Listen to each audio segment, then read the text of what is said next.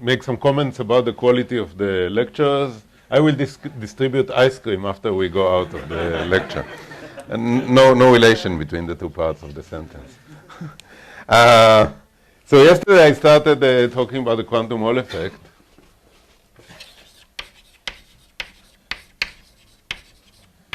And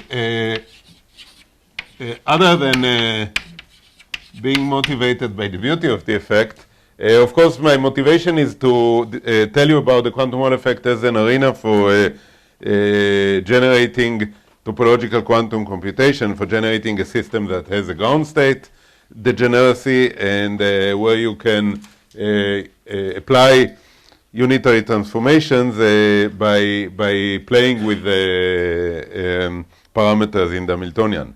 Even more than that, what I'd like to tell you is how in the quantum Hall arena you can find systems where you can realize universal quantum computation beyond what you can realize with Majorana fermions, which we discussed in great detail yesterday and the day before. So I showed you data of the quantum Hall effect, and I'll spare myself the hassle of showing a graph again. But basically, you remember there was a magnetic field, there was a current, there was a Hall voltage, and there was, of course, a longitudinal voltage, and as a consequence, there were two types of resistivities. There was the Hall resistivity, rho xy, the ratio of current in the y direction to voltage in the x to electric field in the x direction, and this one was quantized with an amazing precision to h of e squared mu. And that I emphasized yesterday at some length. What I didn't say yesterday, I didn't point your attention to, is that together with having this quantized, so together with these plateaus in rho xy that we saw yesterday, rho xx was 0. That means that if the current is flowing there, there's voltage only perpendicular to the current. The electric field and the current are perpendicular to one another, again, to a precision of about 1 to the 10 to the 9, and even more, actually. Now, this tells us something very, it basically shouts at us one thing. If the voltage is perpendicular to the current, that means there's no dissipation. No, the system doesn't absorb energy. And if the system doesn't absorb energy, then it almost goes one-to-one with the statement that there's an energy gap, that this is a system where there's a gap between the ground state and the excited state. Now, it may be not precisely a gap in the sense that maybe there will be states arbitrarily close to the ground state, but they'll be very localized and will not be able to carry current. So for our purposes, we can think of this as a gapped system. So, by the way, the argument why that goes together with an energy gap is just the golden rule. Fermi's golden rule tells us basically that if we have, if there is an excited state at the frequency of the electric field that we apply, then the system will absorb energy by transitions with that frequency. The frequency at which the experiments are usually done goes anywhere between 1 hertz and a couple of megahertzes, and rho xx is 0 all along. So we have a gapped system. Now, this is not fully true. This is somewhat true, the fact that the system is gapped, because as I said yesterday, there's something I want to say about the edge. And what I want to say about the edge is that the edge of a system that has edges, so and of course all planar systems are, and systems like the experimental ones are systems with edges. Where there is an edge, the gap must close. And it must. It's not a consequence of the Landau levels going this way or that way. It's a much deeper than that. And the reason is this. Imagine that this is our system. I'm now putting this rectangular shape from there, putting it this way. And there's a magnetic field pointing at the plane. And now what I'm going to do is actually not what usually is done in experiments. Usually what is done is you put a voltage between these two and let the current flow this way. But I'm going actually to do something different. I'm going to put an electric field this way, a uniform electric field pointing up, and look what happens. And I'll do it at very low frequency. Then, because the current is exactly perpendicular to the electric field, there will be a current this way. We already agreed, or at least I already agreed, that we're not going to worry about right and left. This is a very political city, I'm sure you noticed. Right and left are sensitive issues. Let's not get into that. So there will be a current this way. And it will go at very low frequency. So charge will accumulate here. Now charge cannot accumulate, minuses will accumulate here, pluses here, or vice versa. And that cannot go on forever. So they must go somewhere. So they'll go along the edges. But if they go, so the current, when it gets to here, will have to bend and go along the edge, because that's a wall. It cannot pass, it cannot go through the wall. So it will go along the edge. But if it goes along the edge, it goes parallel to the electric field. And if it goes parallel to the electric field, there's dissipation, because J dot E is power. We learned that in high school. So there will be dissipation. And if there is dissipation, then the Fermi's golden rule tells us that there must be states to which we can have the electrons being transferred to. So the gap must close here and here. So there must be edge states, which are gapless. So this is a consequence basically of charge conservation. There must be gapless.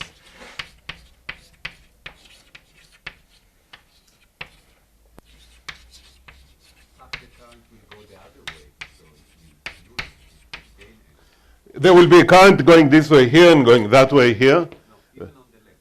Oh, it will immediately. No. It cannot. We know it. We are not going to extract energy from this. So J dot E must be positive. So that will tell us the direction. Can I just ask a very naive Yeah. question? So just in ordinary copper, would you say that it's gapped? No, It's not. it's not. No. Okay. The system is gapless, and it's there are states everywhere. So yeah, but so here you're putting a current through it, Mm-hmm. but you're saying that it's gapped. In the bulk, So yeah, so what's carrying the current? How is the current propagating? the edges. So the current in the usual experiment, Yeah. where current is flowing this way, the current in fact will flow on the edges, mostly on the edge. I see. So you put a voltage at the end. There will be a voltage between these two, and current will go this way, and mostly will go on the edge. I should think of it all the actual charges being in the guys on the edge. Right. Yeah. I see. Okay, good. One more question. If you close the system and you forget about the edges, but you calculate the transverse Hall conductivity, you will get something. I mean, it's going to be non-zero. Right. What are the states there that transmit this? So what happens on a torus, let's say, when or a cylinder, when I put probably I want a torus. This is the most pure thing that has no edges. Then there will be a whole current flow. You will introduce, you'll take a torus, put a flux through it, change it in time so that there's an electric field going this way, and then there will be a current perpendicular to that electric field. It will not go along the edges. It will go in the bulk. But it will be perpendicular to the electric field everywhere. And it can go on forever because there are no edges. So it will be perpendicular, there will be no dissipation and no problem. But there you have a gap. That's the thing. Right. You have current. Right, no, fine. A gap doesn't exclude current. A gap excludes dissipation. So J dot E may be. So in fact, in a gapped system, either the current will be perpendicular to the electric field, or it will be it can be parallel but out of phase with the electric field. This is called a superconductor. Okay? But I have a question related to this gap and gap-less edge systems. I'm not familiar with condensed matter physics, so when you say gap system, it means a gap between ground state and excited state. Right. And what does it mean by gap-less edge states? from the chemical potential, at any given energy you want, there will be states. So if you look at the spectrum, if you look at the spectrum of a quantum Hall state, there will be the ground state. There will be a continuum of excitations, but with a very small density of states, because they live only on the edges. And then by the time you get to the gap, which is here, there will be lots and lots of states everywhere. But those will live only on the edges. Okay?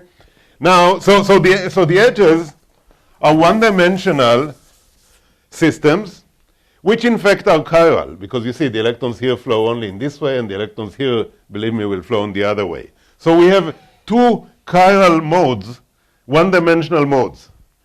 And now notice one important thing. The charge on each of these edges is not conserved, because you just saw with this arrow that if I put an electric field this way, an electric field parallel to this one-dimensional edge, its charge will not be conserved. It will change in time, because there will be charge transferred from here to here. It's called the Hall effect, right? In a more fancy name, it's called charge anomaly in quantum field theory. This is the charge anomaly as it's expressed in a condensed matter system. It's really simple. We have two chiral one-dimensional systems, and they don't conserve charge, and they don't conserve charge simply because there's a Hall effect that transfers it from one edge to the other. Now I give you the question I've been nagging a few of the people here in the last couple of days, and this is: how can we explain in such a simple way a gravitational anomaly? I didn't find a solution. But there must be a solution, and there must be some simple-minded explanation of high school that will explain the gravitational anomaly as well.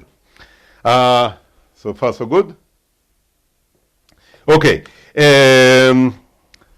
Now this is what you see here is just the quantum Hall effect. I didn't say whether it's abelian or non-abelian, which is synonym to having a ground state degeneracy of the type we talked about, or being suitable for topological quantum computation or not. I didn't say anything. This is the only thing I used was this. Is the fact that I have a quantum Hall effect. It may be even the integer quantum Hall effect, which involves no electron-electron interaction, whatever. The charge modes on the edge are a consequence of charge conservation on the Hall effect. Now, to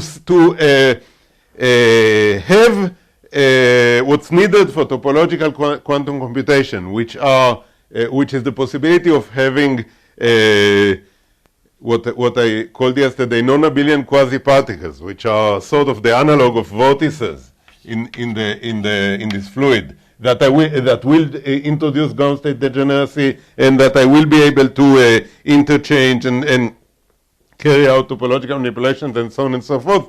To have that, what I need is more than these charged modes on the edges. What I need are neutral modes. For example, of the Majorana mode type that we talked about in the PX plus IPY superconductor. We need to have along these edges neutral one-dimensional chiral modes which go beyond this charge mode that I just mentioned. And in fact, what they would be 1 plus 1 dimensional conformal field theories. Now, how conformal field theories get into this game is the next thing I'd like to tell you about. And maybe I'll make a confession, which is that I had a CFT phobia for a long time.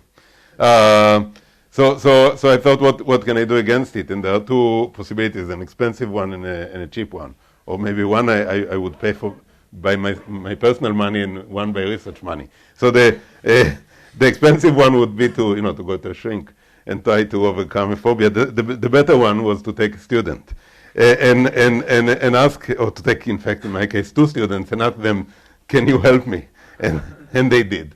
Not to the level that we see here, but at least to some extent. So how does all this story get into the quantum Hall effect? The way theoretical treatments of the quantum Hall effect go is very unique. And it's all because of an ingenious idea of Bob Laughlin some 30 years ago. His idea was to guess a ground state wave function for a quantum system. When was the last time we saw someone guessing a wave function? Other than, we don't know to solve any wave function in details. And then he attempted to guess one. So, and it worked. So let me tell you his guess and how it leads us to the notion of CFTs in the quantum Hall effect. So the starting point is Landau levels. We mentioned yesterday that there are Landau levels, and we can solve for these Landau levels. Landau levels are just the single particle, single electron state in a magnetic field. And it turns out that the lowest Landau level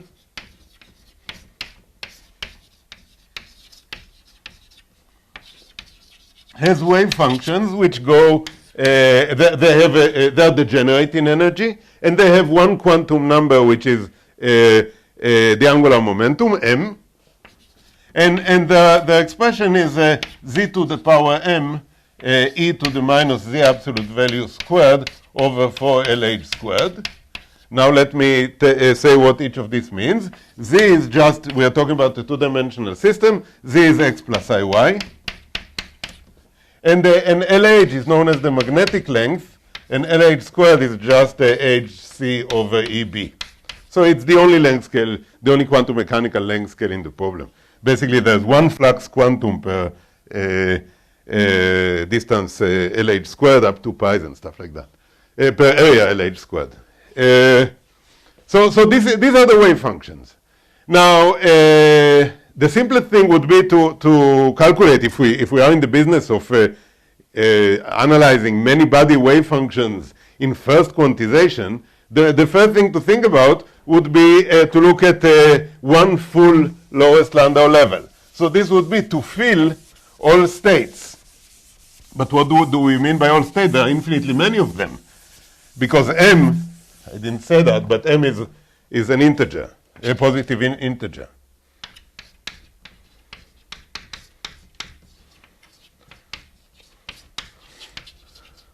So are we going to fill in infinitely many? No, of course not. We will fill n particles. So we will put in n electrons in the lowest Landau level, and the way to do that is to write a Slater determinant and calculate it. So psi for n electrons, the one full Landau level will be just a Slater determinant of, z1, z2, zn, z1 squared, z2 squared, zn squared, all the way to z1 to the power n. And all this multiplied by this Gaussian factor, e to the minus sum over all the electrons, zi absolute value squared over 4LH squared. Now that, in fact, is a determinant that you can calculate. It's the van der Mund, I think, determinant. And what you get is a product over all pairs of electrons, I smaller than j, zi minus zj, which most probably eventually I will write as zij, just for short, multiplied by this Gaussian factor, which most probably at some point I will just stop writing. It's always there, but it never plays any important role. This is just this is mathematics. I just fill in n electrons in the lowest Landau level in a compressed way, the first n states. Okay, so I get one full Landau level filling factor of 1. Now that's nice, but then Laughlin had this insight that if we want to explain the nu equals 1/3, which was the first fraction ever to be discovered in the early 80s. So that was the challenge of his time. If we want to guess a wave function for the filling factor 1/3, that means, of course, we need to make the density lower by factor 3. That means we need to fill in states, not the state of angular momentum going from 1 to n, but angular momentum going from 1 to 3n. But to have, just a second, have n electrons filling the states going from 1 to 3n. Yes? So when you're writing down this wave function, so you told us that the bulk actually doesn't have, is gapped, but these are somehow the positions of the microscopic electrons, or they're positions of quasi-particles, or what? Those are the microscopic electrons. This is a wave function for the microscopic electrons. The actual electrons. So now we have this for nu equals 1. We want to spread them out to so that we fill states. We use n electrons to fill 3n states. So we looked at it, I guess, once or twice. In fact, he did some numerical work and so on. And eventually he came with this idea of the nu equals 1/3 Laughlin state.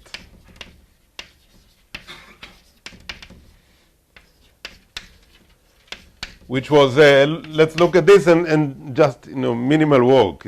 It's called the principle of least action. Oh, sorry. I was running ahead of myself. Thanks. So this is the principle of least action. We will just change this to be, instead of zi minus zj to a first power, he put here a third power. Now, and then the usual... Now, why is this good?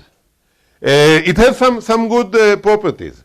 First, at least, of course, when you go very far, what suppresses the wave function is this factor. Because, a Gaussian will always win over these polynomials. But that's not interesting for us. We fill n electrons at some particular density. We create a droplet. And what goes beyond the droplet is not interesting. What is interesting is inside the droplet, and that's what's dominating. And then the wave function depends on zi minus zj. So on relative distances, which kind of makes sense. The electrons try to avoid one another, and the wave function decays to 0 as you bring two electrons close to one another. So this is a good property. Another good property that it's made only of the lowest Landau level. So in terms of kinetic energy, we don't pay a penny more than we must. We put them all in a single Landau, in the lowest possible Landau level. So it's a lowest Landau level wave function.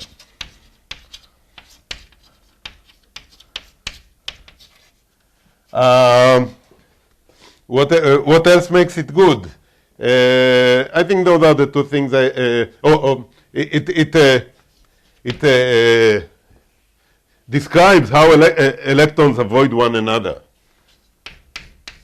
as you bring them close together. So if you imagine that the interaction between electrons is short-ranged, then clearly you will gain interaction energy by helping them not be close to one another. And the last thing is it has the right statistics. You interchange Z1 and Z17 and you get a minus sign because of this being a third power. Right, so it has the right statistics. And right here means fermionic statistics.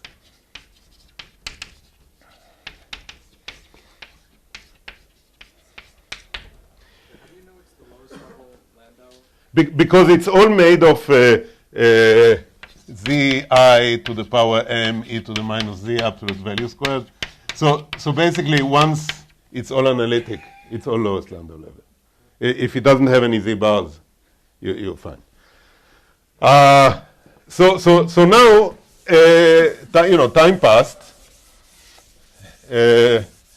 and Laughlin's paper was published. It was realized how beautiful this work is. His amazing observation of that the quasi-particles must have a fractional charge was also accepted, and experiments also went on, and other fractions were discovered, like 2/5, 3/7. I told you even a couple with even denominators, like 5/2, which essentially corresponds to 1/2 because it corresponds to 2 full Landau levels plus 1/2 field Landau level. So various others. So the one obvious thing is let's look at this and see how we can generalize this idea for other fitting factors. You see, this was for nu equals 1/3, and clearly 3 is the inverse of 1/3. And it's not by chance. This was his way of making the density smaller by a factor 3. So how can we generalize it? So one possible generalization would be it's an idea, don't take it seriously, for some general nu would be to write it this way. You know, he changed from 1 to 3. Here, okay, we can do the same. So we will write pi I smaller than j, zij to the power 1 over nu, e to the minus zi absolute value squared over 4LH squared. And when you think, this is one possible way, there's another way. The other way is called Jane's composite fermion way, and I'm not discussing it because it leads to abelian states which do not have what we need for topological quantum computation. This way, so there's Jane's way, which is abelian, and this way, which will lead to non-abelian states. So this is, this is a naive generalization. Now, is it good? It depends on Zi minus Zj in a similar fashion like we had, right? So it satisfies this, fine. It's made of lowest Landau level wave function also. Yeah, okay, if 1 over nu is a fraction, which it is in some cases, then it's kind of a hardly kosher wave function. It's not single valued, but okay. The electrons avoid one another, yes. And if I manage to sweep under the rug the fact that it's not a single valued wave function, I have another problem here. It's not fermionic anymore. If 1 over nu is not 3 or 5, just a second. If 1 over nu is not an odd number, like it was here and like it would be for 5, then it doesn't have the right statistics. Okay, but 3 out of 4 make you pass a test, right?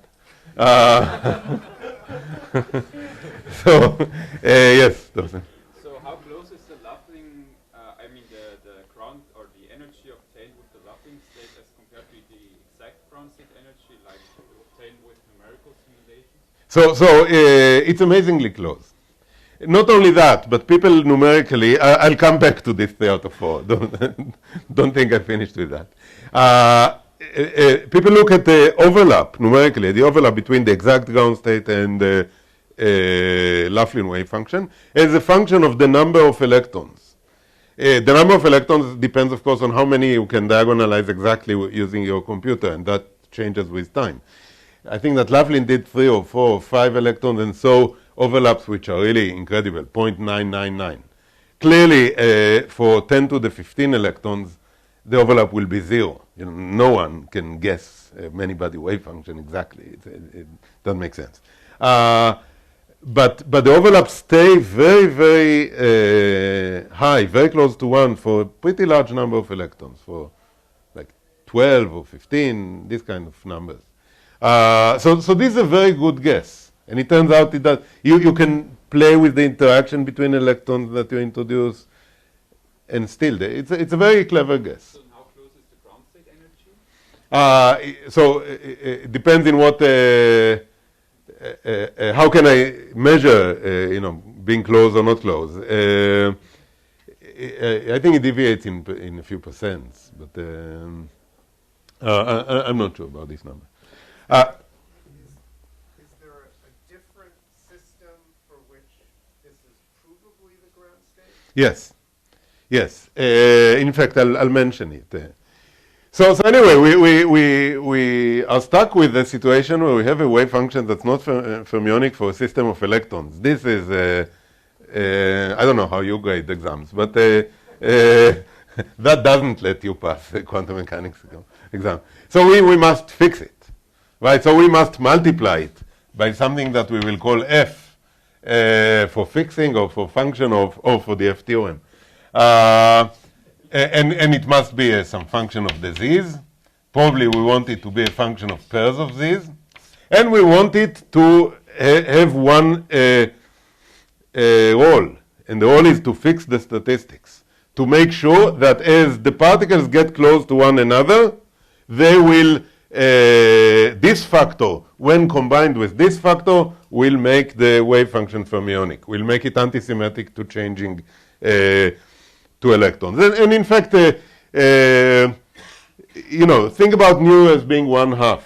That's so that this is an integer number, and you don't have to worry about the single valuedness of a wave function and so on. So still, this, you know, Zij squared is symmetric. It's bosonic. We need to fix it. So we need this function. So you Google and look for functions. What functions exist that will have this property? So we need f that's a function of the Zij's, that when I take Zi, when Zi minus Zj goes to 0, will fix this for me. Will be such that when I multiply by Zij to 1 over nu, this altogether will be antisymmetric. Will go like Zij to L plus 1 or something, to some odd number. Let me just write to an odd number.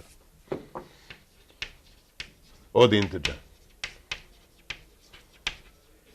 Right, this is what we need. Now, we're not allowed to cheat. Of course, you know, I can divide this by have here z to the power minus 1 over nu plus 3 and get back to Laughlin's wave function. But then I will change the density. I cannot. This fixes the density of the system. So this must do that job, but gently. It cannot be a product. It cannot have very high powers of each of the z's, because then it will affect the density. So I go and look for such a wave function. For such a function, it's not a wave function, for such a function. And it turns out correlators of conformal, of various fields in conformal field theory do exactly that. So best example, again, is the 1 over nu being 2. So for nu, which is 1/2, I want to have Zij squared multiplied by some function of the z's, which will make this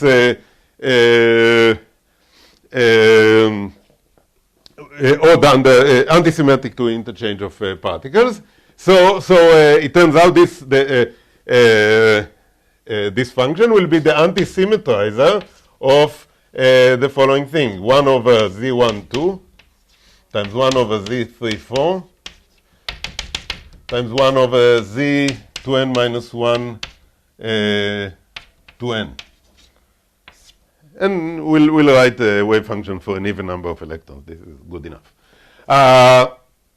This is symmetric to interchange of particles. This is antisymmetric. Altogether, it's antisymmetric, and it's fine in that sense. It fixed for me the problem of the statistics of the wave function. It's also gentle, because if I ask what power of Z1 do I have in each of these terms, this is a product, but Z1 appears only in one of the terms in the product. So I have only one power of Z1, while here I had n. Here I have Zi, this of course is product over I smaller than j. Here I have Zi to the power 2n. So I change the density from, you know, by order of 1 over n. That I don't care.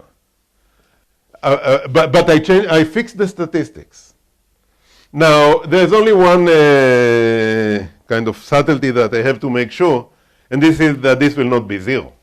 I don't want, if this is 0, then it fixes the statistics very nicely, but I'm left with no wave function. So, but for that I have I have the CFT yellow book, or Paul's review papers, or any CFT text that you like, and you find that this is a correlator of Z2 CFT, that's or Ising CFT. The terminology changes from place to place. That's something that you can calculate. And this is also known as the Pfaffian of the matrix of 1 over Zi, Z12, 1 over Z34, and so on. And this, by the way, this is known as the Murid state.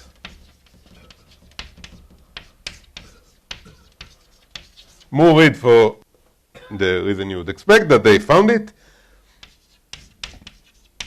and sometimes the Pfaffian state, for the reason that I mentioned. It's not quite clear why this does not change the density. Okay, so let's look at Z1. What's the highest power we have? So we have Z1, in this product we have Z1 multiplying any other Z. So we have Z1 to the power, okay? Fine, okay. Other questions? So this is,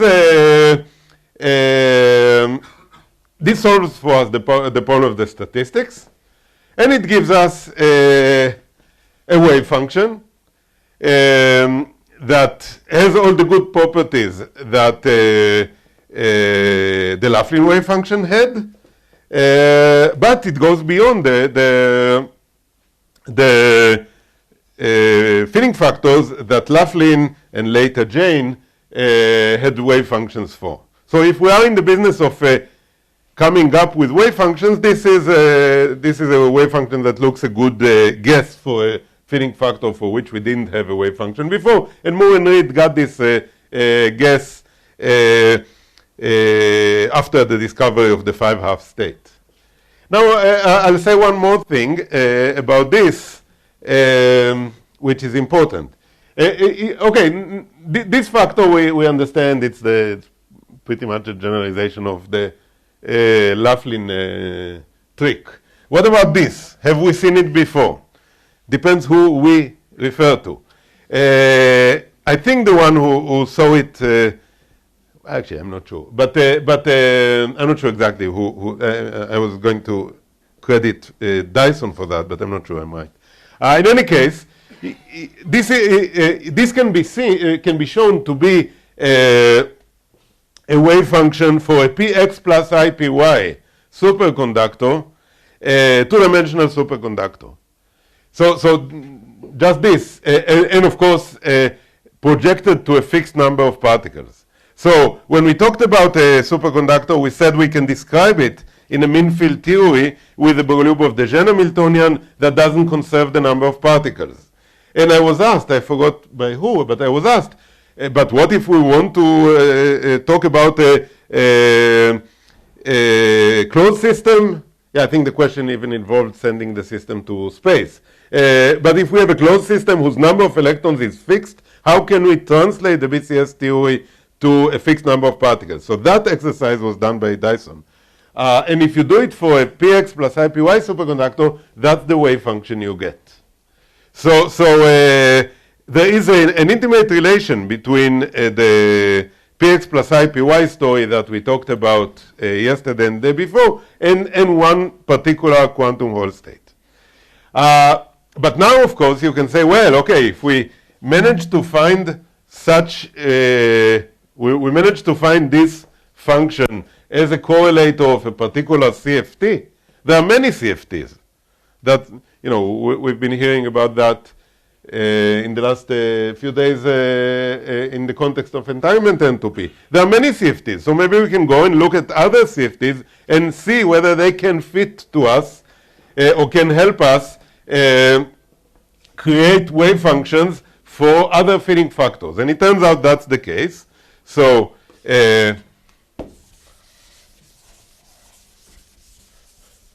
for nu equals 1/2, the Murid state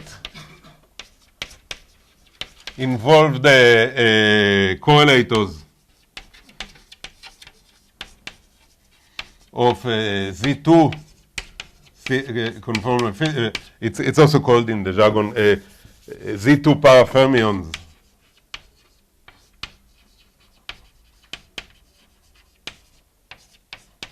CFT. Those are conformal field theory that were used in statistical mechanics for various things, such as the Potts model, and my phobia extends to the Potts model as well. So as much as I overcame part of it, I will not attempt to explain it. So this is for nu equals 1/2, but we can now generalize and use go beyond Z2 to Z3, Z4, and other groups, and look at ZK parafermion state, or parafermions CFT, and it turns out they will correspond to filling factors of the form K over K plus 2.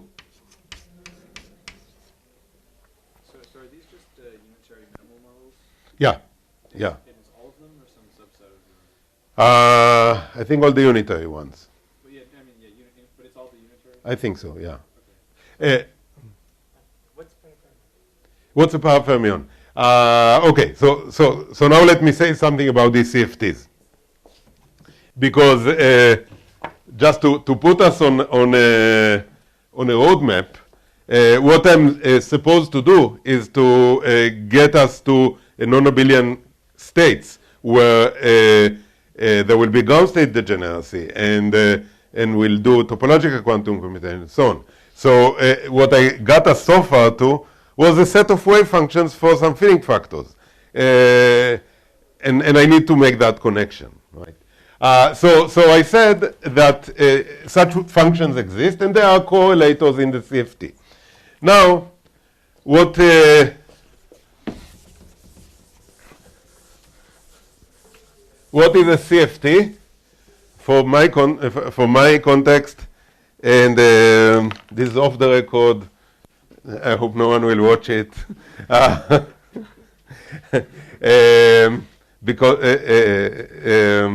Because it's not going to be a good explanation. But a CFT is made of several fields, and there are ways to calculate correlators of that field within that theory. And that produces for you functions which you may need. And now there are a set of fields. There are the conformal currents, the primary fields, and so on. That terminology I will not introduce. For the parafermion field, for the parafermion CFTs, there are a set of fields which are called parafermions, which go psi 1 to psi k, and psi k minus 1. And there are other states which, and there are other fields of which I'll mention one, which is sigma. Sigma 1, there may be more depending on the value of k. Now, why do I bother you with this? Because the rule of the game, Paul, maybe you want to give this part?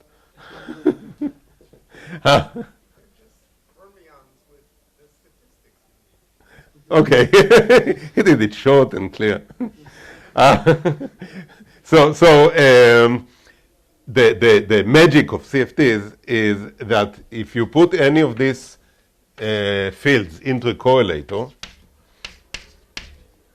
with one value of z and some other fields, sigma or whatever, with another value of z, you have rules to what happens as you bring these two close together. These are called fusion rules. Basically, they tell you what happens when you bring two particles together, what construct can they form. You bring two electrons together and they form a Cooper pair. This will correspond in the Z2 state to bringing two psi's together, and they fuse to the vacuum. A Cooper pair is a boson. The boson doesn't count. It's part of the vacuum. But there are also these fields, the sigmas. And when you fuse two of the sigmas, they have two ways to fuse to. Two possible ways to fuse to in the Z2 case. Actually, in other cases also. They have two possible ways to fuse to. What does this correspond to? If you bring two vortices close together, in the px plus ipy superconductor, you bring two vortices close together, you know each one of them carries a marijuana mode. We talked about it yesterday. When they get close together, the two marijuana modes split. And now you have, so there are two ways you can fuse to. Either this two-level system will be in its lower energy state or in its upper energy state. So there are, so when you bring two sigmas close together, this is denoted by sigma cos sigma, there are two ways to which you can fuse it. And the way it's written in this jargon is one way, which is to the vacuum, to having nothing, and the other way to having a fermion. Now, once there are two ways to fuse two particles, when they are far away, these two ways are degenerate in energy. So this fusion rule tells you what kind of ground state degeneracy you will get as you fuse particles. So once we put in the wave functions in terms of correlators of CFTs, the next natural thing to do, which was initiated by Moore and Reed for the k equals 2 case, but was developed in depth by Reed and Rezai a couple of years after that, the natural thing to do is to look at particle or fields in the same CFT and ask how they fuse. And then and then by looking at their fusion rules, you can calculate ground state degeneracy, and by using the properties of the CFT, you can also calculate what happens when you take one around the other, what happens when you interchange, and so on. You can calculate the unitary transformation that you can do, and you can answer the question of, can they perform universal quantum computation? And the answer is yes, for all values of k except 2, which we saw, or we talked about, marijuanas, and 4. Okay, so there are many other integers. Right, so they can do universal quantum computation. So What is the evidence that these are also ground states? Evidence is a strong word. No, so I'll tell you,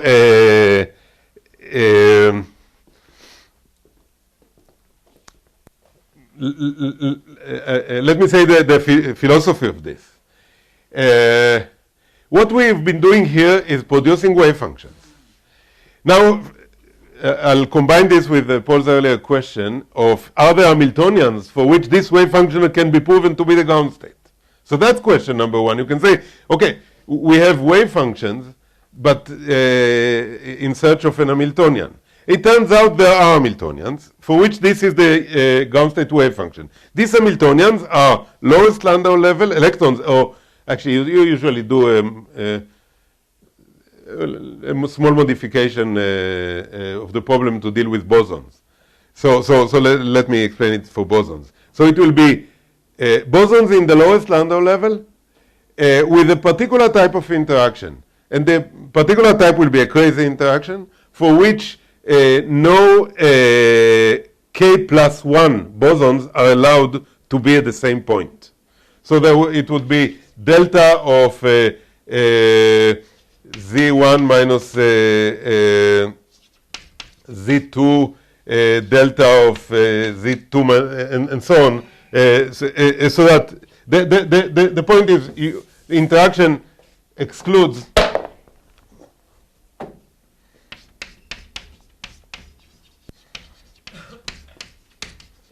or forbids k plus 1 electrons, k plus 1 bosons from being at the same point.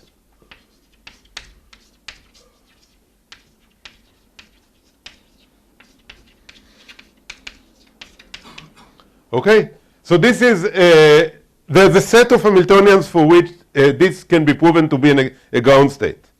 Now that's a good starting point. In what way is it a good starting point? This is not our Hamiltonian. This is nature doesn't provide us with these Hamiltonians.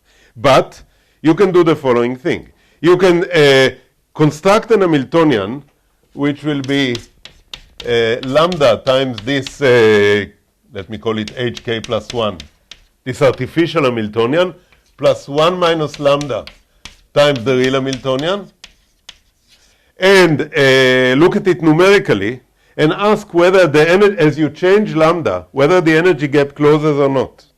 If it doesn't close, then it's a topological state. Then the real state, as lambda goes from 1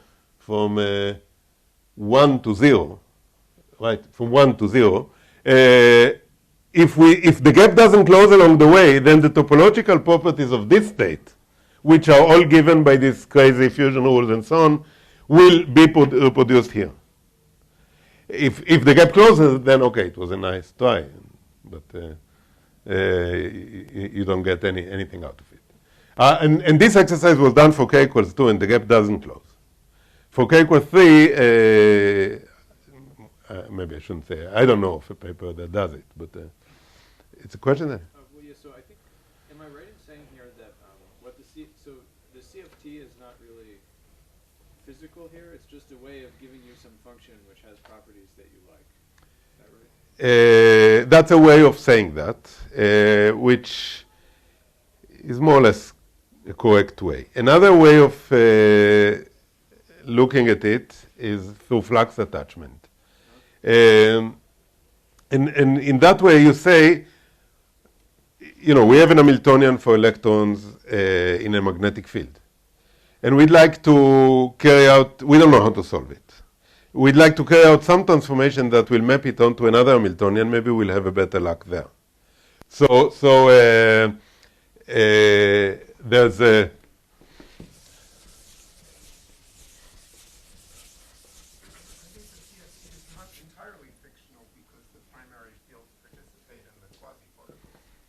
right.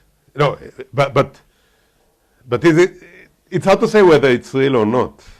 For one thing, the primary field doesn't have an existence of its own. The sigmas, it has to be multiplied by some bosonic factor. Well, you're just looking at Euclidean correlators in the end, right? So right. It can't really be real. Depends what you mean by real. It's Sometimes it's very real, I guess. and maybe as real as Alice jumping into a black hole. What about the other? So if you have topological order, there's a whole bunch of ground states. How are they related to each other? So if you're on a plane and you put in quasi-particles, then putting in quasi-particles corresponds to putting in sigmas. Right, yeah. Sigmas multiplied by some e to the I, some boson. But yes, if you are on a torus, the ground state degeneracy will correspond to the number of particles that your theory has. But let me not get into this. So this is more questions? Yeah. Yes. So this conformal theory, because I don't know very much about it, these correlators are associated with these fusion rules, and I'm sure you can associate like a group algebra to this fusion rule. Does this group has to do with this set K? Yeah. So the product of K of this size give you one. Yes, it has a lot to do with the algebra of ZK. So I should say what's my general plan for the remaining 25 minutes or half an hour that I have. This was kind of a shock treatment. This was to show that you can get to non-abelian states by producing these wave functions and so on, but that it would be nice to have a different way that will make it simpler and shorter, right? And that's what I'd like to explain in my remaining time. But maybe I'll put this slightly differently.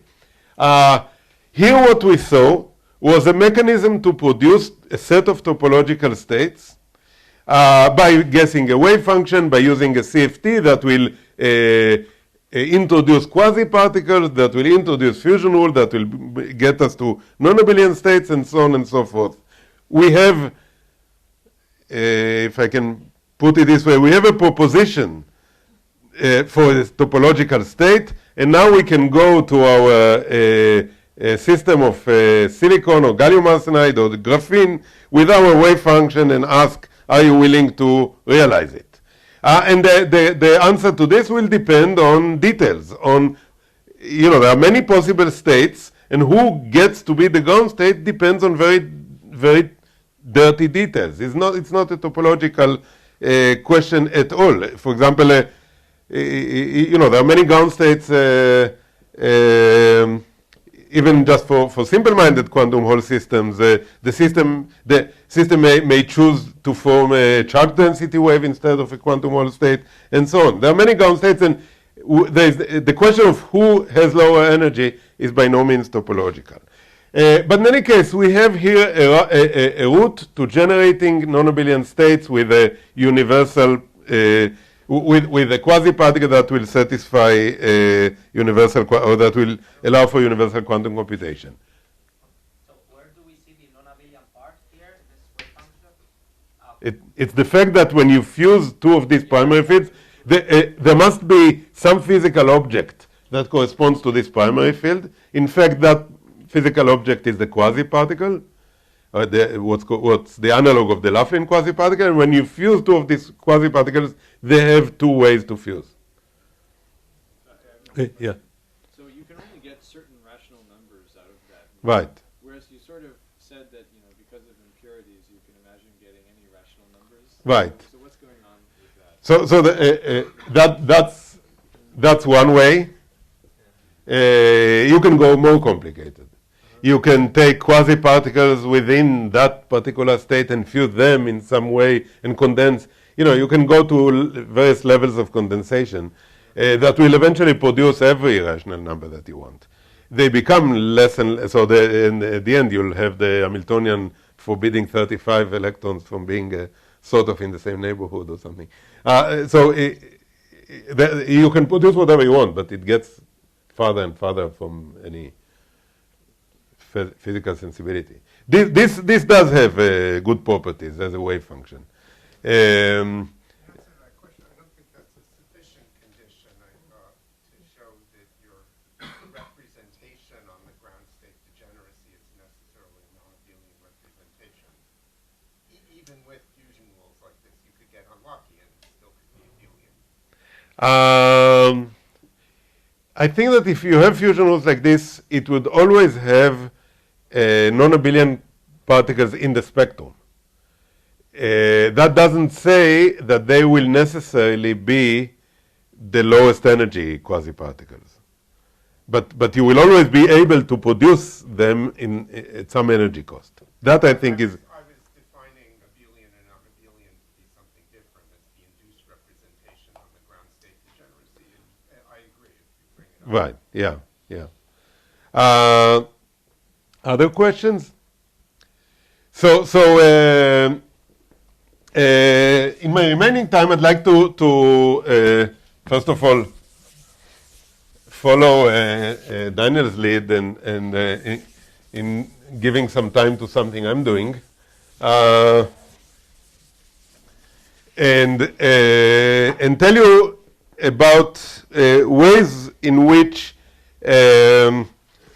we hope we can sort of engineer non-abelian states or non-abelian defects that go beyond Majorana fermions. And the starting point is something we actually talked about, is the quantum spin Hall effect. And I promised to you, when I introduced the quantum spin Hall effect, I said, I'll get back to it. For the moment, just accept that there are two counter-propagating edge modes, one with spin up, one with spin down. So now let me come back to it and tell you that the quantum spin Hall effect is just two copies of the simplest integer quantum Hall effect existing, which is the nu equals 1, the one-field Landau level. So imagine that we have two layers, one at nu equals 1, and another at nu equals minus 1. So one has chiral edge modes that go this way. These are the edge modes that I argued were essential, and the other one has edge modes that go the other way. Now, how do you produce that? If you're willing to accept that there will be two layers, two physically separated layers, then no problem. With graphene, people can do amazing things. So you can produce two monolayers of graphene at pretty much any proximity, any distance you want. Let's say, for the simplicity of the discussion, keep them at some distance so that tunneling between them is at our control. And then just put this one with some density of electrons, this one with some density of holes, and put a magnetic field perpendicular to the two. Same density of electrons and holes, but obviously opposite sign of charge will give you nu equals 1 and nu equals minus 1 at the corresponding magnetic field. Okay, so this is one way. This is not how it's done in the quantum spin Hall effect. There it's much more subtle. It comes out of, in the quantum spin Hall effect, we don't have two layers. Here the layers play the role of the spin. In the quantum spin Hall effect, we don't have two layers. We have two spin states. And the spin up feels a magnetic field of value B, and spin down feels a magnetic field of minus B. So it's the same story. Okay? So this is, and this is a state that was observed. The quantum spin Hall effect is a state that was observed. Time is running, and I will not show you data, but it has been observed. But for the purpose of this discussion, I'm happy having two layers. One with electrons, one with holes, equal density, opposite charge, some magnetic field. So now I remind you of the Foucault story that we talked about. And what we saw was that if you introduce two different mechanisms for gapping the edge modes, and you couple the right movers and the left movers here by a superconductor, and here by a Weizmann field,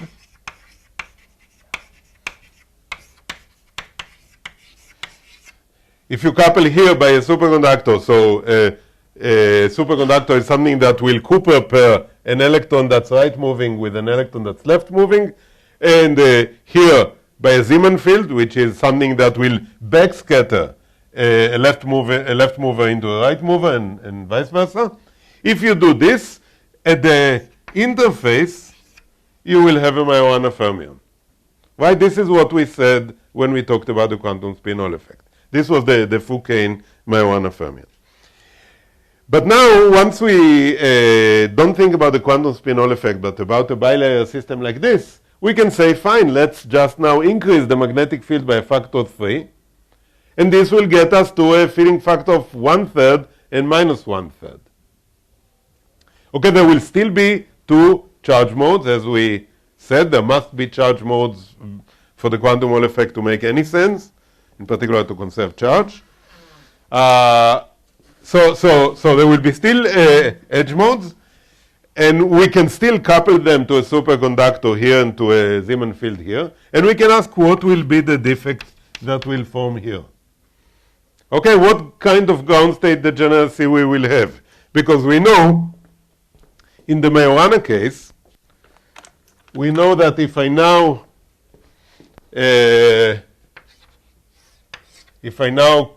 keep on having this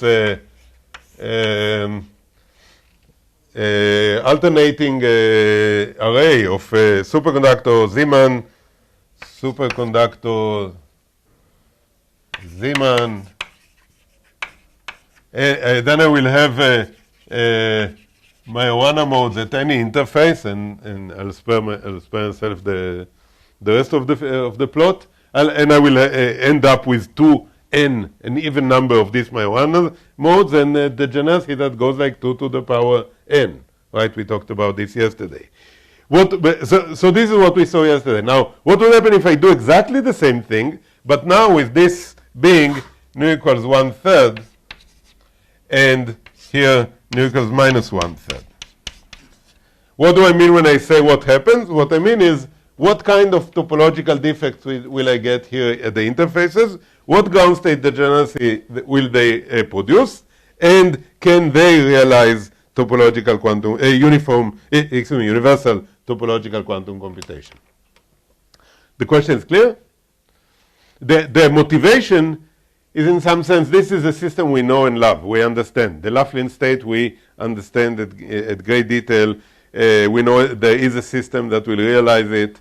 A bilayer of this type is something that can be done.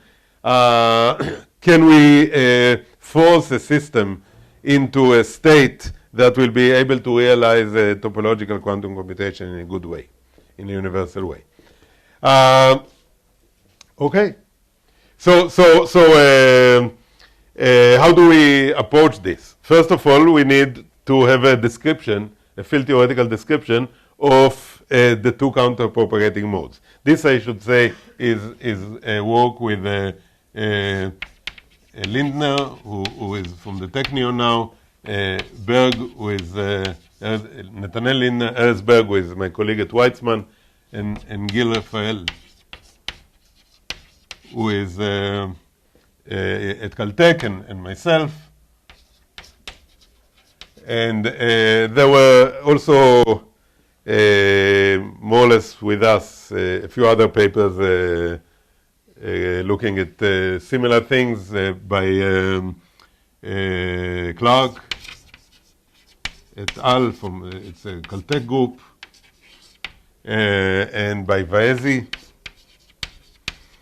who was at the time at the University of Tehran, and now in the US someplace, and by Barkeshli and Chi from Stanford.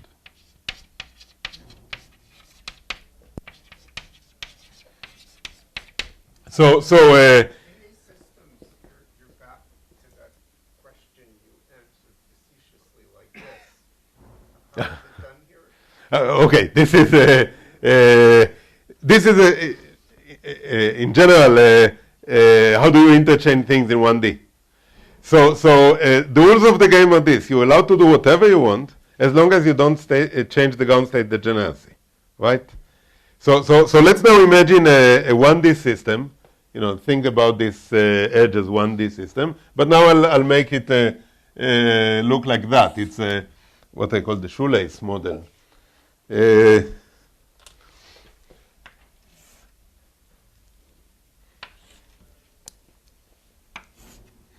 And so on. These are basically these regions of super Zeeman, and so on. And you're allowed to let's think of them as flexible. I think that this is a mostly theoretical audience. We can live with that. So now we are allowed to do the following.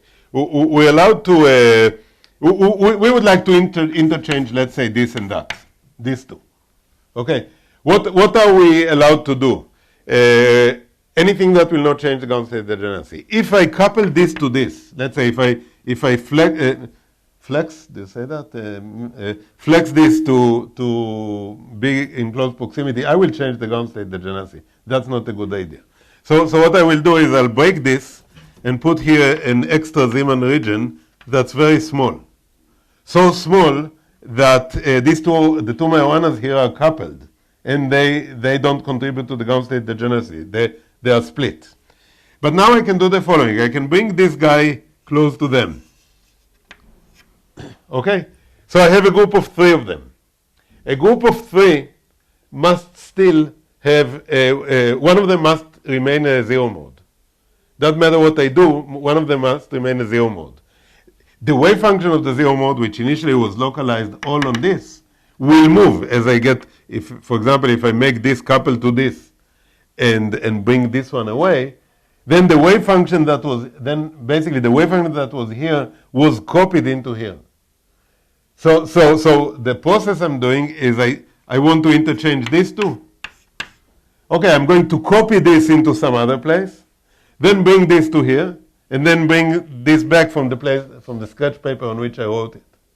Okay, that's the way it should be done. So instead of interchanging, which you cannot do, you introduce tunnel couplings. Your motion is not in real space, but in parameter space of tunnel couplings.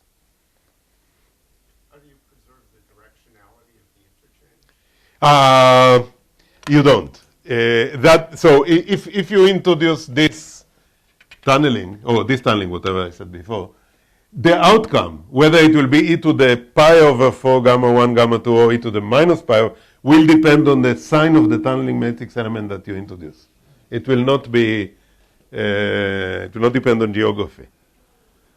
Other questions? So how do I deal with this problem?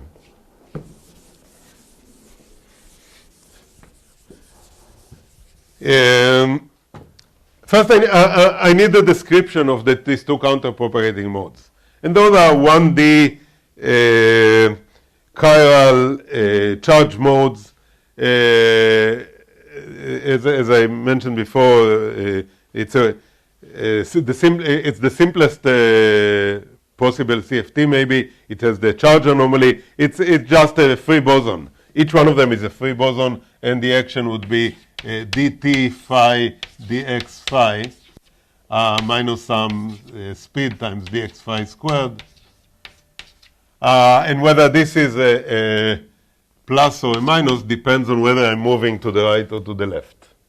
The change of sign here will lead to a change of the, when you solve the wave equation, will give you a different velocity. So we will have two of them, one with a plus, which we'll call 1, and the other one with a minus.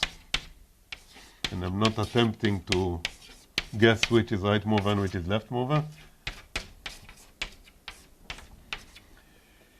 Now, so we have two chiral counter-propagating modes.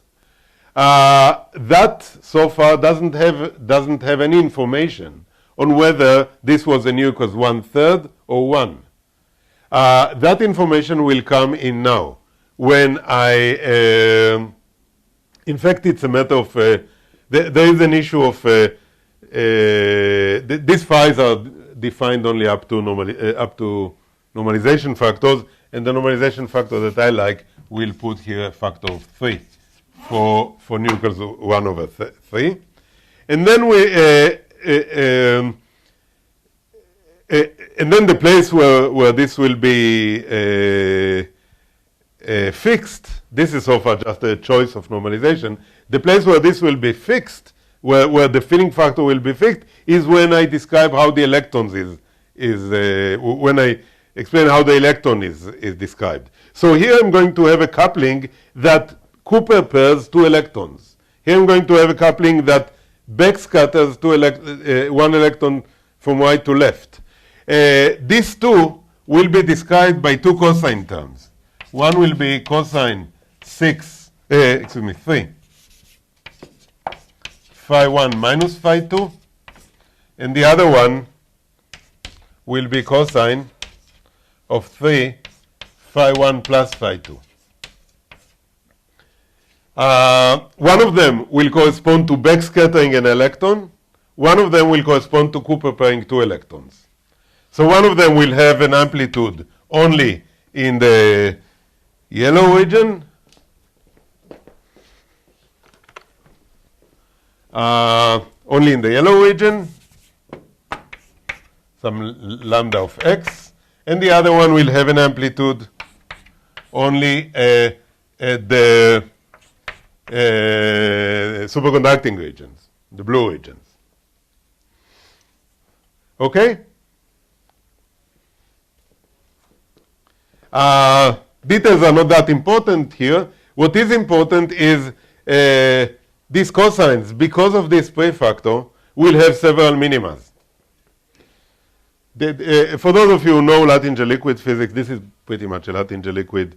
For those of you who know Luttinger liquid physics, this field doesn't commute with this field, and therefore we cannot define them simultaneously, and we have to choose which one we fix, either this or that. Let's say if we fix this one, if we work in a basis where everything will be determined by this, then there will be 3 possible minima to this field, phi1 minus phi2, and that will lead to a ground state degeneracy that instead of 2 to the power n of the Majoranas will be multiplied by an extra factor of 3 to be 6 to the power n. So the ground state degeneracy in this particular setting will be exponentially larger than the ground state introduced by Majoranas. And this comes out, I will not go over the details, we're too close to lunch. This comes out of this factor of 3 of having several minimas for each of the cosines. Now, we have a bigger ground state degeneracy, and we have a richer set of unitary transformations that we can do. You can calculate these unitary transformations, and if I had more time, I would have done that here. But it's a much richer one than the e to the pi over 4 gamma 1 gamma 2 that we looked at yesterday. Unfortunately, it's non-universal. Or frustratingly, it's non-universal, and still we cannot do universal quantum computation with it. So either a route of doing universal quantum computation in an engineered way, the answer is yes, but it's getting more complicated. It turns out what we need to do, and this is by a paper of Mong and a list of 10 other authors, including myself. What we can do is we can put many of these systems in close proximity. So each one of these is a bilayer. And we have a line of them. When we do that and follow the same tricks that we had there, we are able to introduce a system that will have a universal quantum computation. By the time that's what you describe, your experimental friends hint that it's time to go to lunch. Can it be done with just 2? What's the number of these? So what happens is, here, imagine that we do this trick of,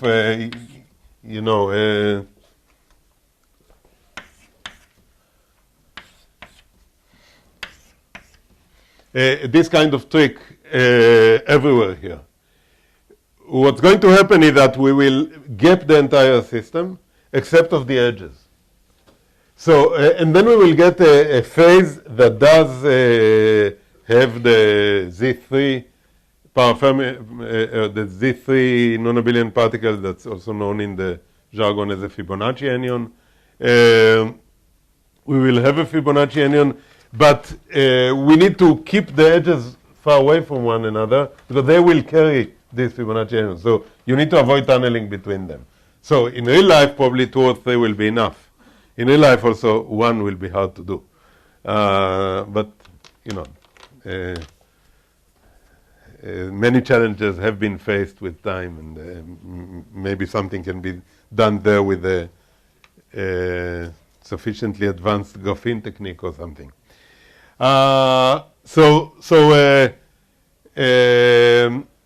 To summarize, topological quantum computation is a wonderful idea, and at least that's my feeling. And the gain you get in terms of avoiding decoherence is huge. Changing the dependence of decoherence time on temperature from algebraic to exponential may make all the difference between something that can survive coherently for a reasonable time of computation and something that cannot. So it's a wonderful idea. And it's viable in the sense that we do have experimentally realistic systems in principle in which it can be done. Now, there are many things we don't have, and probably the main one is making closer connection to experiments. And on that, maybe I'll just mention one more thing close to closing. And this is, there is some inherent contradiction in these non-abelian states, in this state that we want to use to carry out topological quantum computation, and it is the following.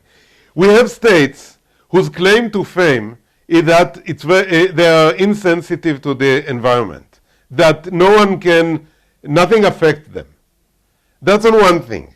On the other thing, we have a whole philosophy of physics and of science in general, which says that the way we look at systems, the way we study them, is we take a system, we perturb it, and we look at how it responds to our perturbation. Right? This is how you do an experiment. You put a voltage, you measure the current. You perturb the system, you look how it responds. Here we have systems whose claim to fame is that they don't respond. So this is what makes the study so challenging. That to come up with ideas for experiments that will show that a system is a non-abelian topological state of matter is pretty much to come up to say, okay, here's an experiment, let's do it, and the system will not respond. That's not a satisfying experiment, right? So there's an inherent difficulty in experimentally approaching such systems. This is beyond all the technical difficulties, which are pretty challenging too. So that was my review of topological quantum computation. Like Daniel, I'm also thankful to John and Patrick and Michael for inviting me. And as someone who was the director of the school 3 years ago, I have to tell you, come for the next one. Being just a non-director is so much more fun. Far less to worry about. So thank you very much.